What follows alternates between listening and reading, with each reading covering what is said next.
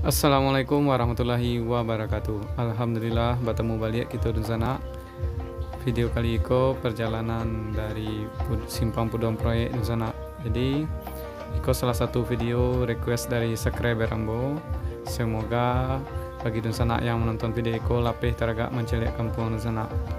Oke di sana, bagi di sana yang baru bergabung jangan lupa tekan tombol subscribe, like, komen dan share agar Ambo lebih semangat lagi buat video berikutnya sana.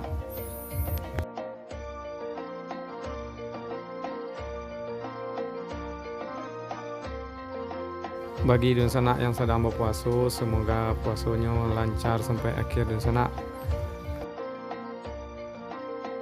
Jadi lokasi ko berada di Kecamatan Nampek Negari, Kabupaten Agam, Sumatera Barat di sana. Jadi video ko salah satu trip jelajah negari yang Ambo masukkan ke dalam list sesuai request dari sana.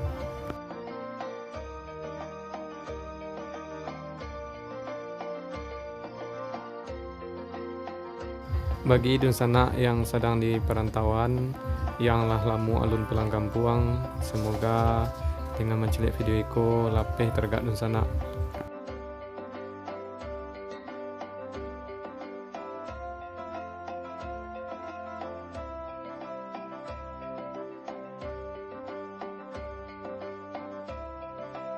Lokasi ko sebenarnya waktu SMA Allah pernah Ambo jelajahi di sana.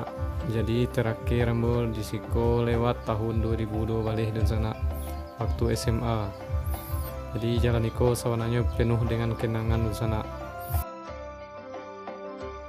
Dicaliak perkembangan lokasi itu dengan kondisi jalan yang di sana caliak sangatlah banyak perubahan di sana. Dulu masa Ambo lewat di Siko jalannya masih jalan tanah di sana, dan kini alah beraspal sampai ke ujung sana. Dari segi ekonomi masyarakat di Siko, kita lihat sana banyak dari hasil kebun di sana, seperti tanaman sawit sana.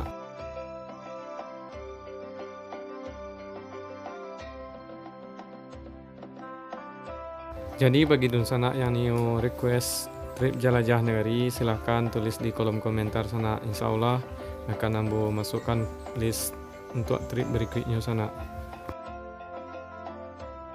Oke di sana ikuti perjalanan Ambo sana, jangan di skip ya sana, dan ikuti perjalanan Ambo sampai selesai sana.